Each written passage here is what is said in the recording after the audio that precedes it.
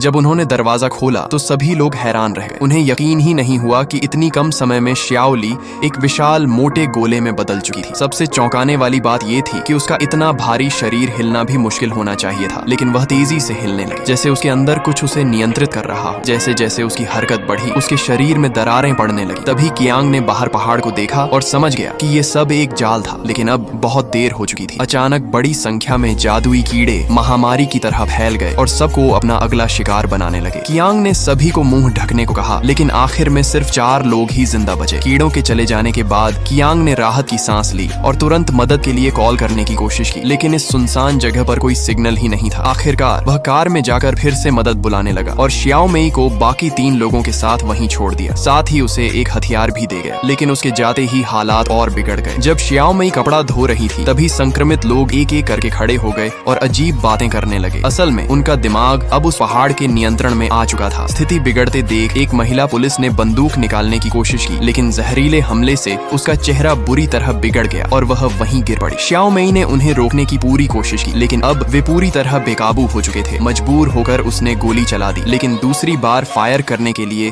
उसके पास गोली नहीं बची थी। अब हालात इतने खराब हो गए कि श्याओ मेई और मेयर को वहां से भागना पड़ा। उधर कीड़ों का झुंड एक फार्म हाउस में पहुंचा और पूरे परिवार को खत्म कर दिया। सिर्फ लिसा ही किसी तरह बच पाई। डरी हुई लिसा कार में छिप गई। कुछ समय बाद खतरा तो टल गया, लेकिन उसने देखा कि उसका परिवार फिर से जिंदा हो चुका था और उनका व्यवहार बेहद डरावना था। तभी कियांग वहां पहुंचा और लिसा को बचा लिया। कुछ ही समय में पूरा शहर खतरे में आ गया और सभी लोग उस पहाड़ के कठपुतली बन चुके थे। जब वे पुलिस कार में भाग रहे थे तो संक्रमित लोगों ने उन्हें घेर लिया। इसी बीच कियांग ने श्याओ मेई और मेयर को भागते हुए देखा, लेकिन मेयर अचानक गिर पड़ा और एक संक्रमित उस पर झपट पड़ा। तभी कियांग ने गाड़ी तेज चलाई और उस संक्रमित को टक्कर मार दी। आखिरकार सभी कार में बैठकर वहां से निकल गए और कुछ देर तक कोई कुछ नहीं बोला। चुप्पी तोड़ते हुए कियांग ने माहौल हल्का करने की कोशिश की और फिर से मदद के लिए संपर्क किया, लेकिन उन्हें ये नहीं पता था कि पुलिस स्टेशन भी अब सुरक्षित नहीं था। अब उनके पास कोई रास्ता नहीं बचा था। तभी लिसा ने एक और खौफनाक सच बताया। ये कीड़े मंगल ग्रह से आए हैं। वे अलग अलग ग्रहों पर जाकर अपने शिकार को खत्म करते हैं और फिर पूरी दुनिया पर कब्जा कर लेते हैं। इतना सुनकर कियांग ने एक बार फिर मदद के लिए कोशिश की, लेकिन तभी अचानक एक गाड़ी आकर उनसे टकरा